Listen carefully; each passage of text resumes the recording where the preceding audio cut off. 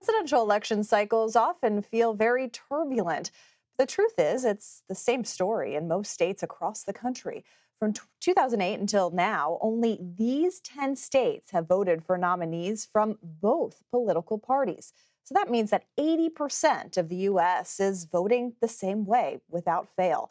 A new analysis from the Cook Political Report takes a look at which states are true toss ups and which states may be vulnerable to flip. Joining us now is Amy Walter, editor-in-chief and publisher of the Cook Report and friend to us here at CBS News. Great to see you, Amy. Thank you so much Hi, for being Caitlin. Great to here. see you. Great to be with you. So what I found fascinating in this is that we talk about a national campaign all the time, but it really, according to your analysis, comes down to just 4 states: Arizona, Georgia, Pennsylvania, and Wisconsin. That to me suggests that this is a very narrow race that determines the This is presidency. that's exactly right. I mean, if you look at our last 2 presidential, 3 states and 79,000 votes spread across those 3 states in the Midwest, Pennsylvania, Michigan, Wisconsin, that gave Donald Trump the Electoral College victory. And then 4 years later, the 3 states of the 3 closest states were Arizona, Georgia, Wisconsin. 42,000 votes between those 3 states helped to elect Joe Biden. So we've had these last 2 elections incredibly close. It is likely, not at 100% given, but it's likely we're going to see a rematch between the 2020 candidates. And you're not going to see many voters actually change their mind. Those who voted for Trump suddenly deciding to vote for Biden or vice versa. So it feels like we're going to see something of a replay there. It really is, in my mind, a question too of whether one campaign or the other can put one of the states that's on the bubble into a more competitive place. For Democrats, they've been looking at North Carolina for a long, long time. Uh, Barack Obama carried that state in 2008, but no other federal candidate has been able to win there. But they've lost by the tiniest of margins, about a point or two.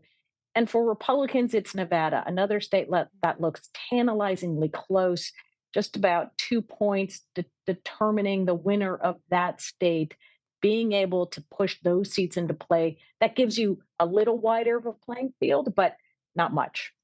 Yeah, it's really interesting to see kind of some of these newer states in terms of how we think about the political map, like Georgia coming in and playing such a key role, Right. not only in the presidential race, but also in the Senate race.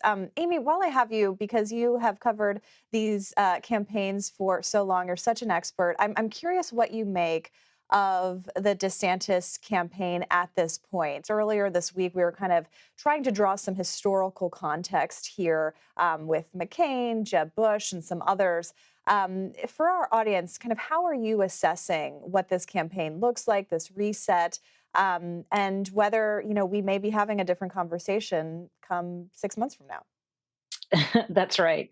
I do think these debates coming up in August are going to tell us a lot. I don't think we're going to see much movement between now and the end of August. And of course, a lot of this depends on who actually shows up at the debate, namely, will Donald Trump be there?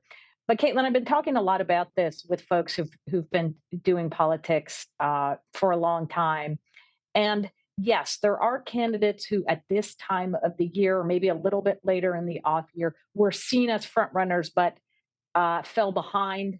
And we spent much of the time going into the first primaries or caucuses saying, boy, this front runner really flopped. Are they going to be able to win it back? And uh, John McCain was one prime example of someone who was able to win it back. John Kerry was another one in 2004. The difference, though, Caitlin, is that they were the front runners who fell back uh, and then came back, right? So they were on top, they faltered, but then they came back to win.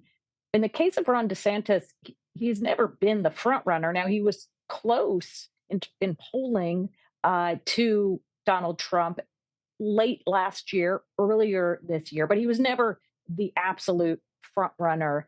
The only example I can think of someone who was very much hyped going into a race, but was not considered the front runner and then went on to win was Barack Obama in 2008. But here's the big difference. The first is Donald Trump is essentially the incumbent. He obviously was the president, and he's also starting off with 100% name recognition, and he's very well liked among the base. That is very tough to do, to knock off an incumbent. And finally, I don't know that DeSantis has the inroads into picking off voters that Barack Obama did in 2007 and 2008. Remember, for Obama, the Iraq War was really a definitive issue and one in which he could really draw a distinction with Hillary Clinton.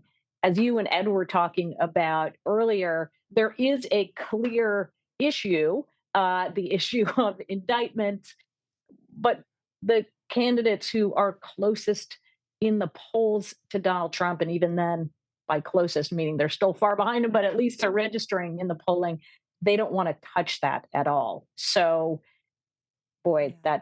that presents a very difficult path. Yeah, kind of reluctance to try to really change the trajectory of this race, at least when it comes to Donald Trump. But we That's shall right. see. And that's why we will continue talking to you, Amy. Thank you so much for Thanks so being much, here. We Caitlin. Great to see appreciate you. it.